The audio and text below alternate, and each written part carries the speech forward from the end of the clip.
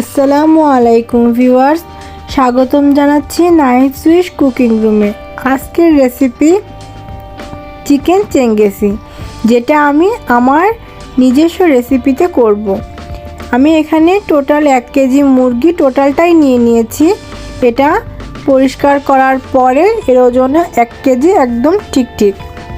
এতে আমি টক দই 2 টেবিল চামচ, আদা রসুন, ঝালের গুঁড়া, হলুদের গুঁড়া এবং খুব সামান্য লবণ বেশি দেওয়া যাবে না, তাতে পানি কেটে দেবে, দিয়ে মাখিয়ে মেরিনেট করে রাখবো। আর এটা মেরিনেট করার আগে আমার মুরগির মাংসটা সম্পূর্ণ ধুয়ে পানি ঝরিয়ে নিতে হবে, শুষ্ক করে নিতে হবে। এবার আমি একটি প্যানে তেল গরম দিলাম, 2 টেবিল চামচ তেলটা আমার পুরো লাগবে না, কিন্তু আমি তবুও নিয়েছি। এখানে আমি 1 কাপ পেঁয়াজ দিয়েছি। এই পেঁয়াজের সাথে 3টা কাঁচামরিচ এবং 1 কাপ পরিমাণ টমেটো, এটা আমি খুব ভালো করে ভেজে নেব। এটার ভাজাটা হবে যেটা নরম হয়ে যাবে, কিন্তু এটা পেঁয়াজটা গোল্ডেন হবে না। এখানে 1 কাপ টমেটো ছোট ছোট করে কিউব করে নিয়েছি, যাতে খুব দ্রুত এটা গলে যায়। সেই সাথে দিয়েছি 1 মুঠ পরিমাণ কাজু বাদাম। এটার কারণে এটার টেস্টটা অনেক ভালো আসবে। আর আপনাদের যাদের ভালো মনে হবে তারা এই রান্নাটা ঘিয়ে করতে পারেন এবং পানির বদলে দুধ ব্যবহার করতে পারেন। তবে আমার কাছে মনে হয় এই রান্নাটা, চিকেন চেঙ্গেজির এই রান্নাটা বা চিকেনের রান্নাগুলোতে আমার ঘি ব্যবহার করতে ভালো লাগে না।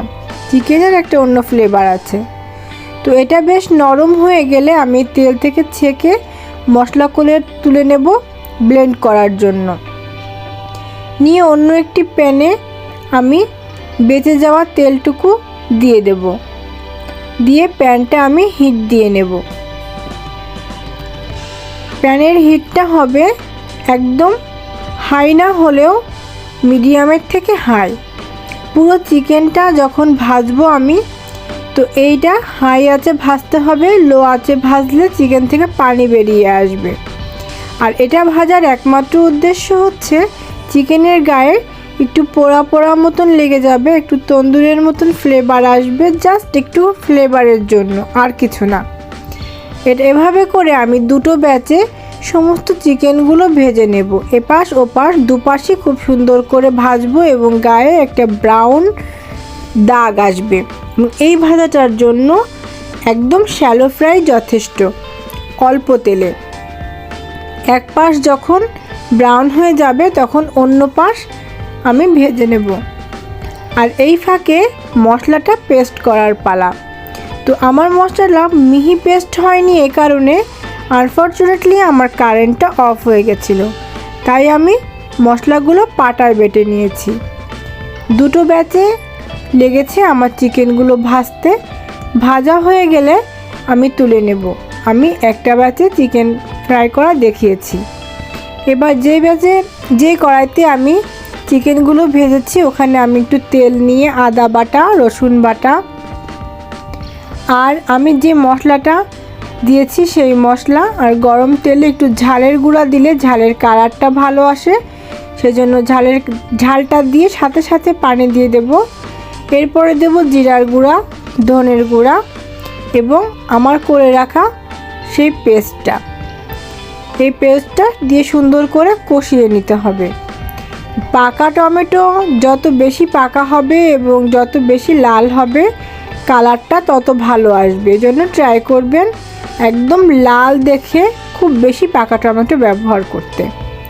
এর মধ্যে দিয়ে দেব একটু গরম মশলার পাউডার আর পরিমাণ মতন লবণ দিয়ে মশলাটা খুব সুন্দর করে কষিয়ে নিয়ে ভাজা চিকেনগুলো আর সেই সাথে চিকেনের সাথে থেকে যে তেল এসেছে সব সহ খুব ভালো করে কষিয়ে নেব।